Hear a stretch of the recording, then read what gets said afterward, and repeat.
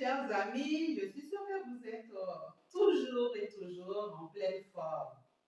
Donc aujourd'hui, je vais vous parler de la prévention cardiovasculaire dans le diabète, mais précisément de l'objectif du LDL dans le diabète. Et donc, aujourd'hui, ça va être le sujet du jour. Pour ceux qui ne me connaissent pas, je suis le docteur Fernando Cuevi, médecin diabétologue. Qu'est-ce qu'on entend par le LDL? C'est le mauvais cholestérol. En anglais, on parle de low density lipoprotéine. En français, ça veut dire lipoprotéine à faible densité.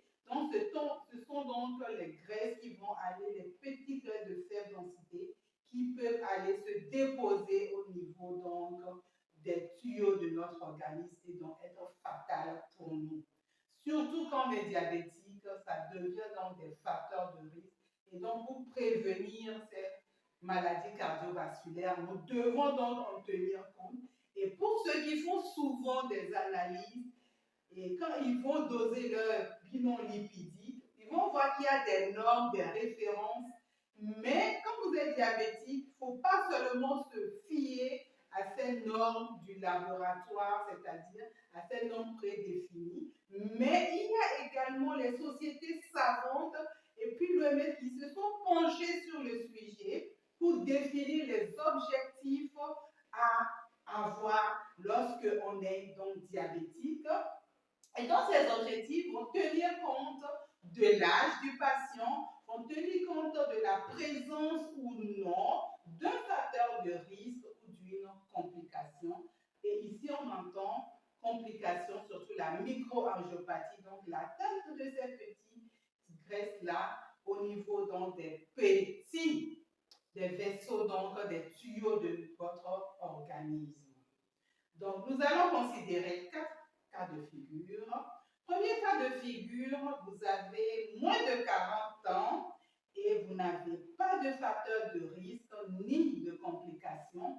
En ce moment, votre objectif à atteindre pour le mauvais cholestérol, pour votre LDL, doit être donc inférieur à 1,3 g par litre. Mais vous allez voir que dans les références du labo, souvent on parle de moins de 1,50, mais ici, vous voyez que la barre est encore plus haute et il faut que ça soit moins de 1,3 g par litre.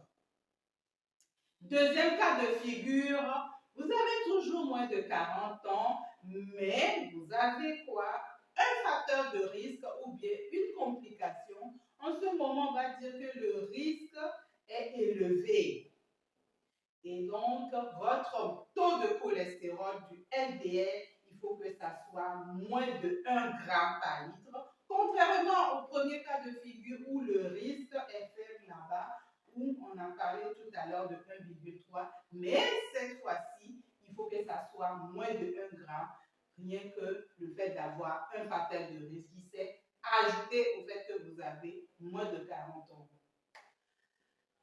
Troisième cas de figure, mes chers amis, malheureusement, quand il faut grandir, lorsque vous avez 40 ans, rien que le fait d'avoir 40 ans, ça pose problème.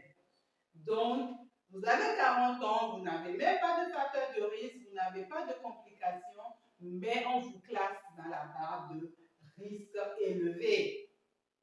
Et donc, votre taux de mauvais cholestérol, votre LDL, doit être aussi à moins de 1 g par litre.